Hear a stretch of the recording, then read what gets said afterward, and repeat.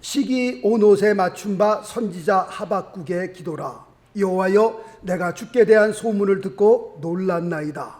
여호와여, 주는 주의 일을 이 수년 내에 부응케 하옵소서. 이 수년 내에 나타내시옵소서. 진노 중에라도 긍휼을 잊지 마옵소서. 아멘. 할렐루야. 말씀의 제목이 부흥을 위하여 기도하라 라는 말씀을 가지고 같이 하나님의 말씀의 은혜를 나누게 됩니다. 우리가 부흥이라고 말할 때에, 혹은 부흥이라는 말을 들었을 때에 우리의 머리에 가장 먼저 떠오르는 것이 있다면 그것이 무엇일까요? 사람의 숫자와 우리가 연관을 갖게 됩니다. 저 교회 굉장히 부흥됐네 라고 하면 무슨 뜻으로 받아들이는 거예요? 그 교회에 사람이 굉장히 많이 모이네 라는 뜻으로 우리가 해석을 하게 됩니다. 그러므로 교회에 사람이 많이 몰려오는 것을 보면 보통 사람들은 저 교회 부흥되는구나, 부흥하고 있구나, 그렇게 말을 합니다. 자, 결론부터 말씀을 드린다면 그 표현은 틀린 표현이다 라고 말씀을 드립니다. 그러면 우리가 어떻게 표현을 해야 되느냐? 사람이 몰려오기 때문에 교회가 부흥된다 라고 말하는 것이 아니라, 교회가 부흥이 되니까 사람이 몰려오는구나, 이것이 맞는 말이고 이것이 정확한 표현이 됩니다. 오늘날 이런 경우가 있습니다. 교회가 너무 힘들어서 교회 문을 닫게 되니까 그 교회 성도님들이 다른 교회를 찾아가게 됩니다.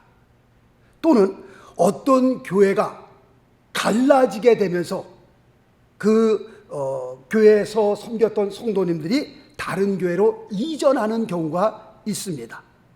다른 교회 성도들이 이곳에 몰려오니까 자연히 교인 숫자는 늘어나게 되어 있습니다. 그렇다면 지금 이런 상황을 보면서 다른 교회에서 문을 닫게 됐던가, 아니면 갈라져서 무슨 반씩에 갈라지게 되었던가, 그런 일을 통해서 저 교회에서 이 교회로 몰려온다면 그런 상황을 보고 우리는 이 교회가 부흥이 되었구나 라고 말할 수 있겠는가? 다른 교회 교인이 이곳으로 몰려오니까, 그리고 숫자가 많아지니까 이 교회가 부흥되었구나 라는 표현이 맞는 표현인가? 우리는 그런 상황을 보고 부흥이라고 말하지 않습니다. 부흥이라고 말해서도 안 되는 겁니다. 물론 전도를 통해서 전혀 예수를 모르는 사람들이 복음을 받아들이고 회개하고 교회로 몰려드는 것, 그래서 교인 숫자가 많아지는 것, 이것은 분명 부흥입니다. 우리가 부흥이라고 말할 수 있습니다. 초대 예루살렘 교회가 그랬습니다. 그렇다고 할 것 같으면 진정한 부흥이 무엇입니까? 라고 하는 그 질문에 오늘부터 몇 주간 동안 같이 말씀을 나누려고 합니다. 우리가 먼저 하박국 선지자에 대해서 조금 알아볼 필요가 있습니다. 하박국 선지자는 누굽니까? 라고 하는 그 질문에 성경을 통해서 보니까 애석하게도 그에 대한 정보를 우리가 거의 찾을 수가 없습니다. 우리가 성경을 통해서 알 수 있는 것은 하박국 선지자는 요시야 왕 말기서부터 시작해서 여호야김 왕 초기까지 활동했던 선지자다라고 우리가 그렇게 알 수 있습니다. 그 기간이 보통 주전 612년에서 주전 605년 사이에 활동했던 선지자, 이 선지자를 우리가 하박국 선지자로 알고 있습니다. 그리고 또 하나는 하박국 선지자 때 같이 활동했던 선지자가 있는데, 우리가 잘 알고 있는 예레미야 선지자가 바로 그 선지자입니다. 우리는 예레미야 선지자를 눈물의 선지자라고 표현을 하기도 합니다. 자, 우리가 말씀을 통해서 또 하나 우리가 알 수 있는 것은 하박국 선지자는 늘 하나님을 향하여 이런 의문을 품고 있었습니다. 하나님을 향하여 늘 퀘스천을 갖고 있었는데 그 퀘스천이, 그 의문이 뭐였냐? 첫 번째, 공의의 하나님은 왜 불의한 자를 징계하지 않으실까? 두 번째로, 왜 의인은 핍박을 받고 있는데 왜 악인은 그렇게 형통할까? 그렇게 잘 살고 있을까? 그리고 세 번째로는, 하나님은 이런 일을 보시면서 왜 잠잠히 계실까? 라고 하는 그런 의문들을, 그런 퀘스천들을 늘 하나님 앞에 가지고 있었습니다. 그런데 이런 의문을 가지고 있었던 하박국 선지자를 향하여 하나님께서 그에게 응답을 이렇게 주셨습니다. 자, 우리 아까 하박국서 우리 폈죠? 다시 한번 좀 펴기를 바랍니다. 하박국서 2장 3절 말씀을 좀 보기로 합니다. 하박국서 2장 3절 1302페이지.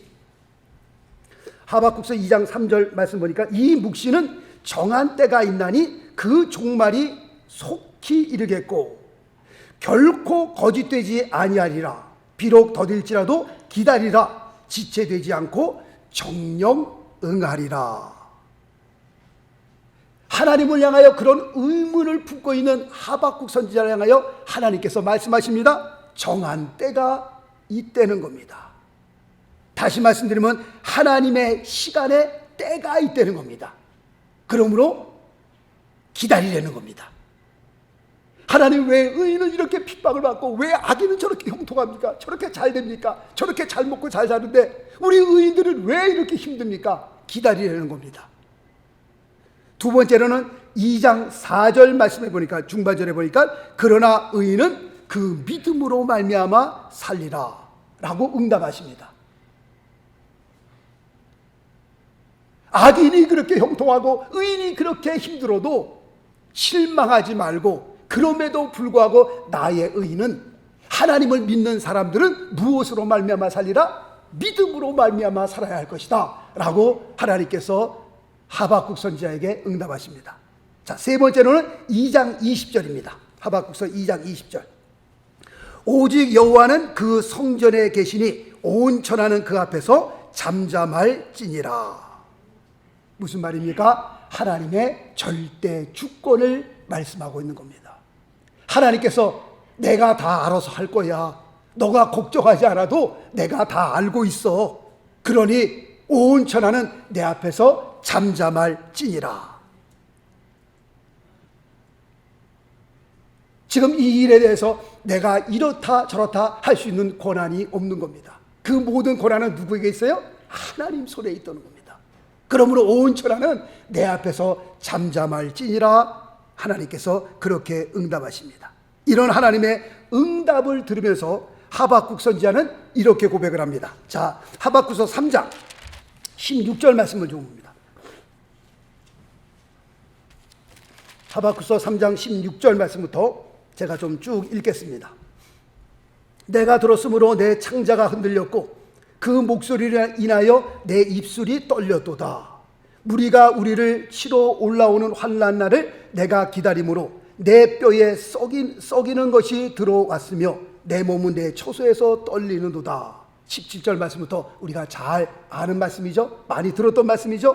비록 무화과 나무가 무성치 못하며 포도나무에 열매가 없으며 감람나무에 소출이 없으며 밭에 식물이 없으며 우리의 양이 없으며 외양간에 소가 없을지라도 18절 말씀 보니까 나는 여호와를 인하여 어떻게 해요?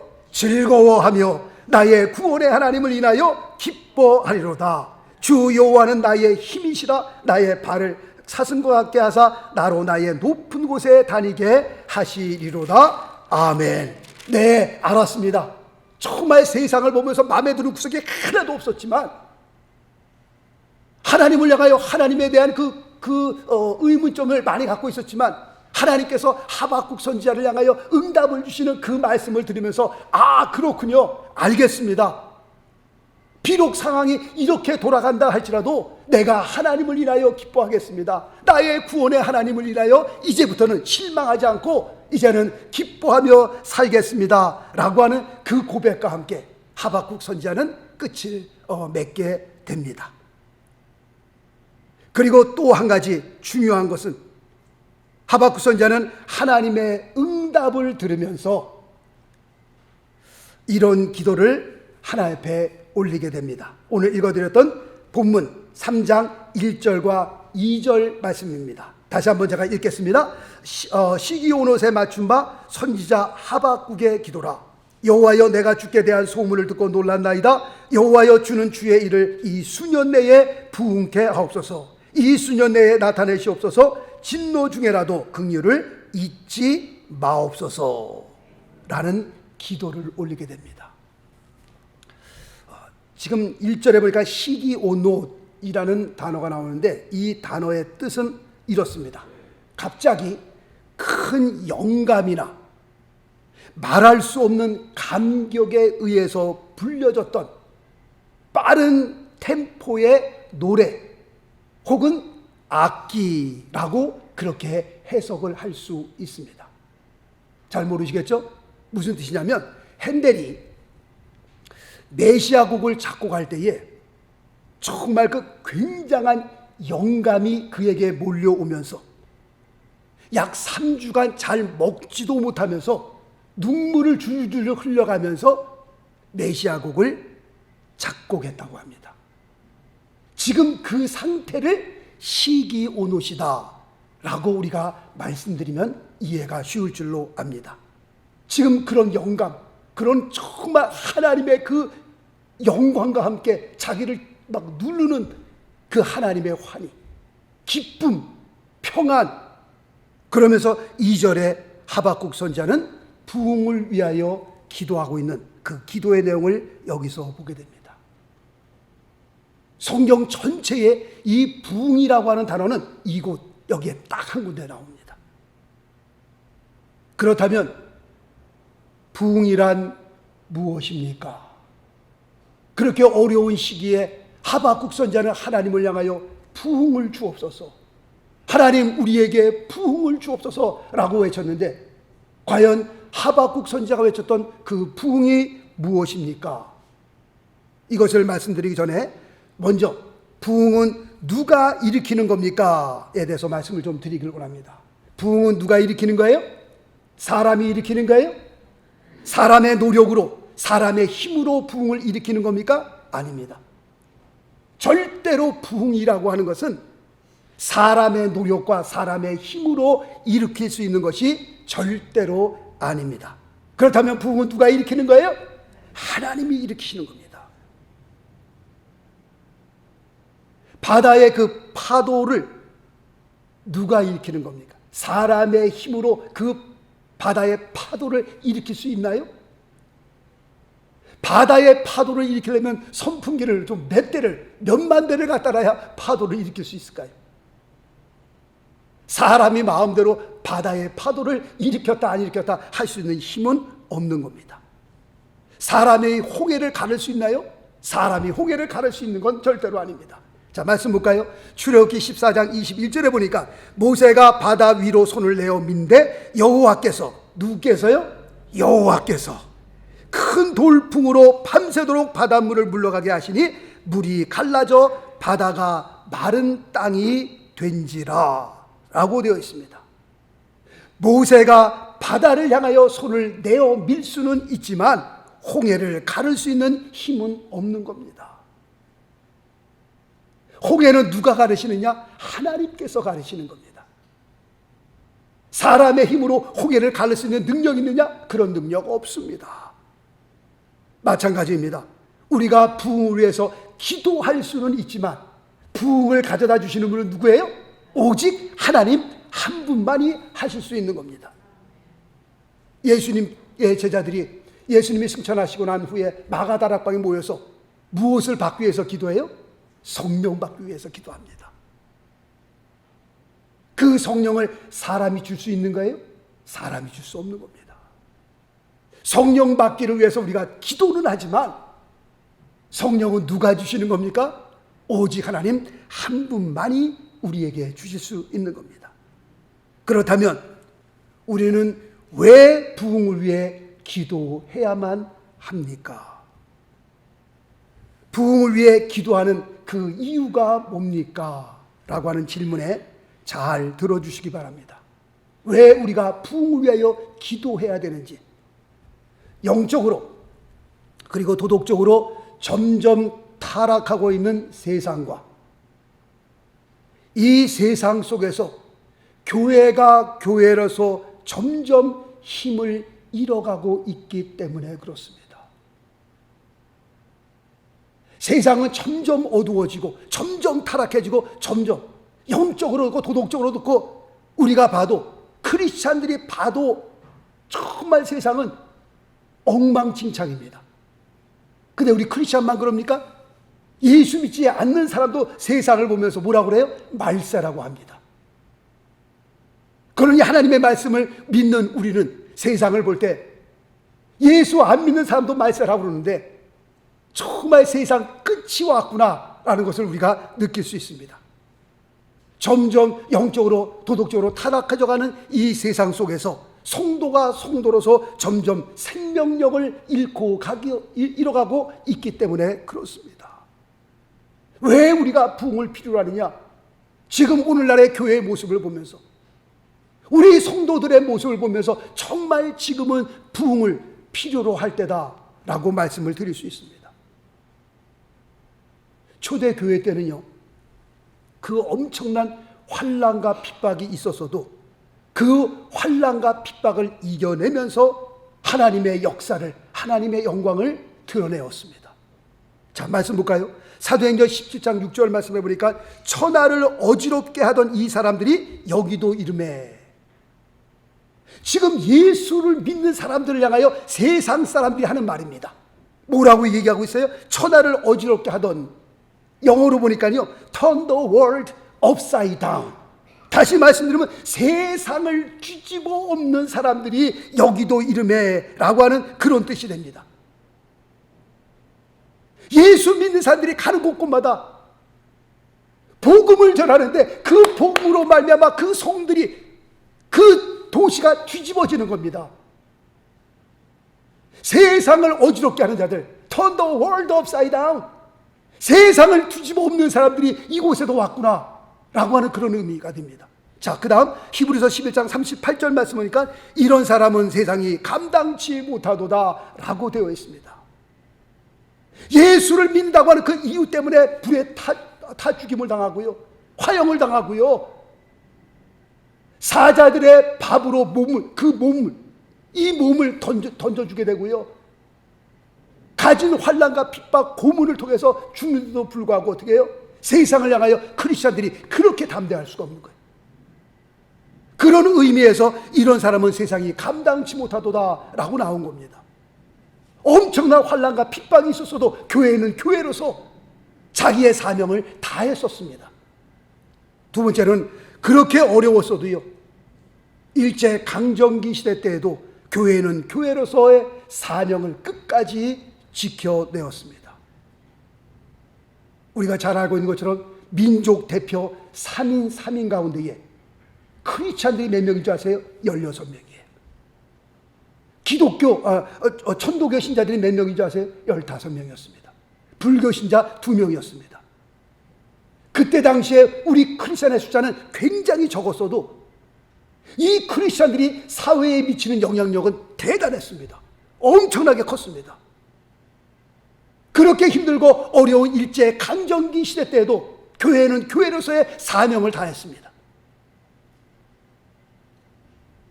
공산당이 판을 치던 그때에도, 교회를 그렇게 핍박하던 그때에도 교회는 끝까지 믿음을 지켜내었습니다. 이랬던 교회가요, 오늘날 동성애 앞에서 무너지는데요, 정말 처참하게 무너져 내리는 모습을 봅니다. 모든 교단들이요 다 사인합니다. 동성애 허락합니다. 많은 교회들이요 동성애 앞에 무너져 내립니다. 그렇게 엄청난 환난과 핍박 가운데서도 교회가 교회로서 힘을 다했는데, 오늘날 영적으로 도덕적으로 완전히 타락하면서, 세상이 그렇게 타락하면서 그 타락되는 세상 앞에 같이 타락되어지는 교회의 모습들, 우리 크리스찬들의 모습들을 오늘날 발견합니다. 세상에 어떤 동물들이, 같은 성을 가진 동물끼리 교류하는 동물이 어디 있어요? 없어요. 어떤 동물도 없습니다. 오직 유일하게 하나님의 형상과 하나님의 모양대로 지음을 받은 사람만 그 짓을 하는 겁니다. 이건 하나님 편에 볼 때 저주입니다. 하나님의 심판이 있을 것입니다. 이건 제 말이 아니라 하나님 말씀이에요. 볼까요? 로마서 1장 26절에 보면 이를 인하여 하나님께서 저희를 부끄러운 욕심에 내어버려 두셨으니 곧 저희 여인들도 순리대로 쓸 것을 바꾸어 영리로 쓰며 레즈비안이죠. 그 다음 절 로마서 1장 27절 이와 같이 남자도 순리대로 여인 쓰기를 버리고 서로를 향하여 음욕이 불릴 듯하며 남자가 남자로 더불어 부끄러운 일을 행하여 저희의 그릇 때문에 상당한 보응을 그 자신에 받았느니라 라고 말씀하고 있습니다.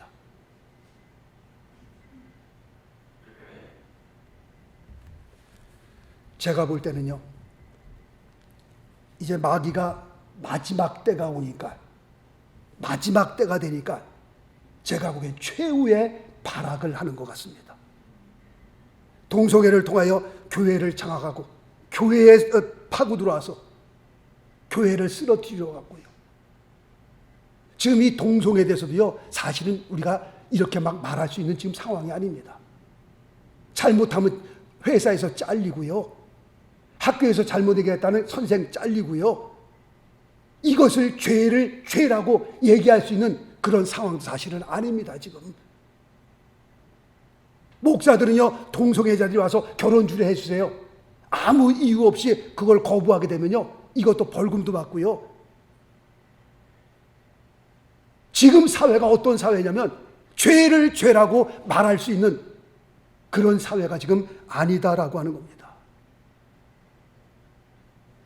여기에다가 코로나가 또 들이닥치면서 역사적으로 세상에 있는 이 교회가 이런 똑같은 시간에 전 세계에 흩어져 있는 교회가 똑같이 문을 닫게 된 적은요, 역사에 없었습니다.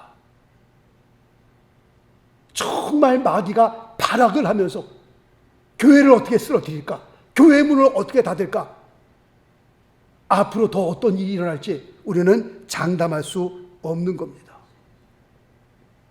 점점 신앙생활하기 힘들어지고요, 점점 믿음을 지키기 힘든 그런 때가 올지도 모릅니다.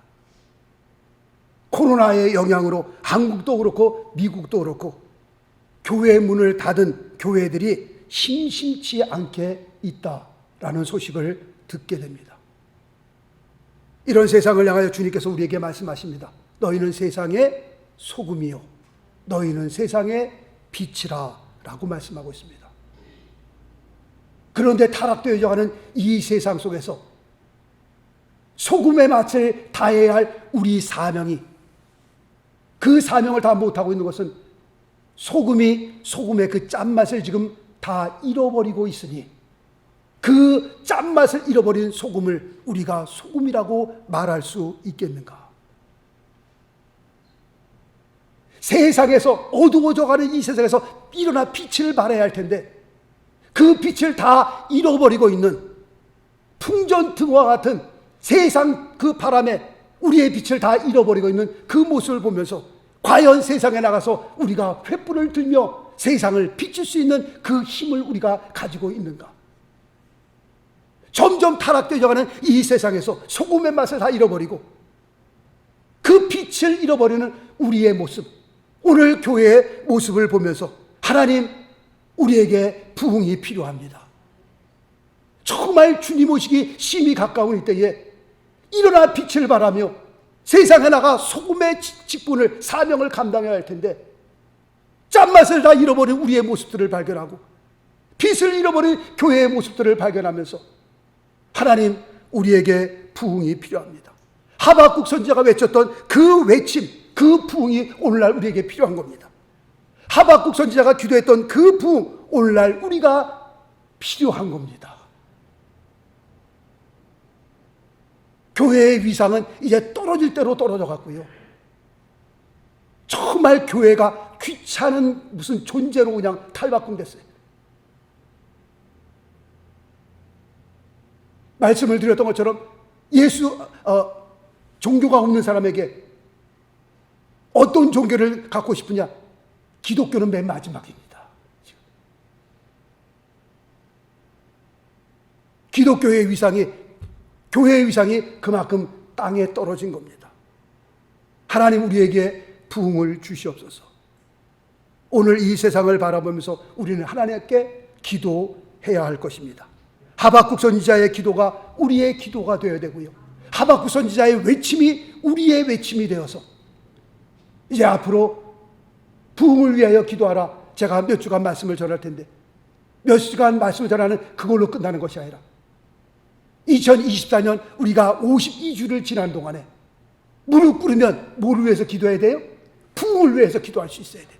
무조건 부흥을, 무릎 꿇으면 하나님 이 땅에 부흥을 주시옵소서. 하나님 우리에게 부흥을 주시옵소서.